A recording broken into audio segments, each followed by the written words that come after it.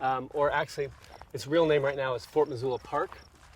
And John O'Connor is a spokesperson for Friends of Missoula Regional Park. He believes that the park is a great idea and hopes people will support it. the project has something for everyone. It addresses a lot of needs that we have in our community. It will add to the economic vitality of our community. It'll add to our sense of place. It'll kind of help us preserve history out here. This is such an important component to the history of Missoula and Missoula County. According to Mr. O'Connor, there are 145 acres that both the city and county have purchased since 1995, when they passed a $5 million open space bond. Now that the economy has been improving, the city is looking for a $42 million bond.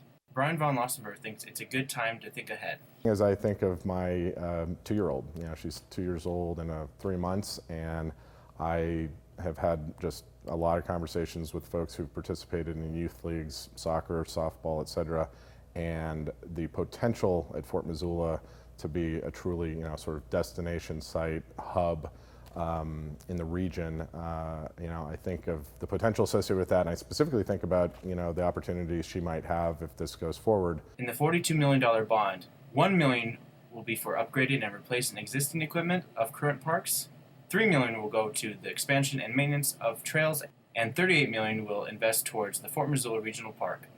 The bond would increase the household tax by $3 per month in Missoula County. The bond will last for 20 years. Some people like comparisons, others don't, but if you were going to compare it, it's about the cost of a cup of coffee a month on the average homeowner. Missoula has half the amount of multi-purpose fields than the recommended value, and Mr. O'Connor is not surprised. As an example, there's a tournament that happened for soccer, youth soccer, about 2 months ago now, and it was in Stevensville because they have more fields available than we do in Missoula.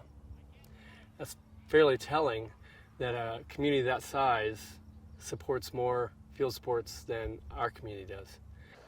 It's easy to sort of stand pat and say, well, things are fine as they are, and this is an opportunity to move forward and make an investment in the future of the city and the county.